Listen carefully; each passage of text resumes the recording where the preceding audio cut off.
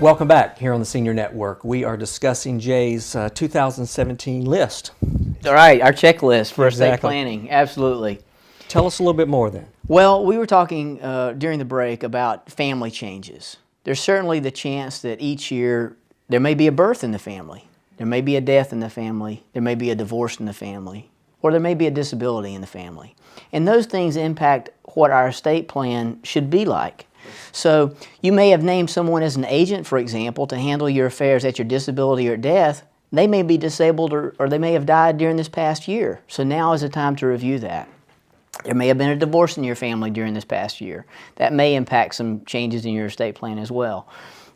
There may be a marriage. Okay. Or a birth. You may have more grandchildren or more children. Or someone is new to the family through a marriage or something like that. So those are things we need to consider. One thing that I wanted to add to that is guardianship for children. When there's a birth in a family, for example, the parents need a will to name guardians. Oh, in case something happens to both parents. So sometimes we think about a new grandchild in terms of leaving something for them, but we need to make sure that we're naming someone to take care of them if both parents are not available to take care of them in the future. And that's something that each parent needs to do. You know, one of the things, after we're talking about all of these planning your estate, things like that, I kind of want to bring it back over to you, Jen, talking about hospice care. Do I need to assign someone to make that decision for hospice? When is a good time to come to hospice? You know, you two seem, well, really all three of you seem very related in the services that you offer as far as having someone who can help facilitate that. Right. We definitely want to have that spokesperson, someone designated as that spokesperson, because often our patients are getting to that point where they can no longer make those educated decisions. So if those decisions have been made years ago about their end-of-life health care, that is most appropriate. It's most appropriate to do when you're healthy and of sound mind. When do I come to hospice? When is it appropriate to come? When someone has been diagnosed with a terminal illness and a physician certifies that they have a life expectancy of 6 months or less without aggressive treatment. It's when that patient and family has chosen comfort care. Got it. And how does that relate? We were talking during the break about comfort care and kind of power of attorney alignment. Right.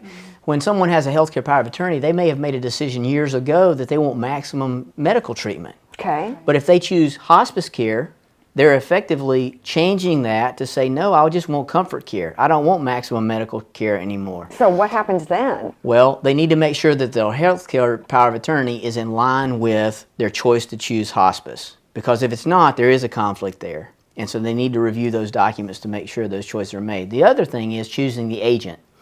When you chose maximum care or discretion to the agent to make healthcare decisions, well, you may have chosen a particular child to make those decisions or a spouse to make those decisions for you. When you choose hospice care, the agent you chose before may not want to follow through with hospice care. And so you need to review, who did I name and will they do what I want them to do because I've chosen hospice care. Let me ask you a question about that. When we talk about hospice care, is there an element of apprehension for people to come to hospice? And why is that, and how do you challenge that barrier, if you will? Well, of course there's an apprehension because it's about death and dying. But when you come onto hospice, we're not focused on that death and dying. We're focused on comfort care. How can we make this journey okay? And it's not just about the patient, it's about the family and what they want, what they believe in, what is important to them at this time. Can you talk to us a little bit about what that actually looks like? Who is involved in that? Is there a relationship that's forged during this time? There's a team. We're a team involvement. Of course, it's an order by a physician. The nurse becomes the case manager. We can offer our social worker, our chaplain, our nurse's aide. We have therapists and counselors. Most of our patients are in their own home. So this team comes into their home and we look at medications, we look at supplies they might need, equipment they might need, whatever is going to make this as comfortable and as appropriate as possible for One of the this things family. that I think was interesting is that you said it's about the family too. And that, I mean, when we talk family, when we talk it's family, family seems to be, Right. it's just not about the person. Whether who- it's a legal matter Yes. or it's a home health Yes. matter, Greg and I work together a lot with a lot of our patients because they need more help in the home. What is your experience with that to kind of bridge that? And we get into that situation. The one thing that Jenny did not bring up is they have a wonderful volunteer program. A lot of folks. I mean, it's a couple hundred, isn't it? We do. We have almost 200 volunteers. And what would a volunteer do? Yeah. A number of things. They can be at the patient bedside while the caregiver takes care of themselves, goes out to the grocery store or a health appointment, or just goes and gets their nails done, or has no lunch idea. with their friends.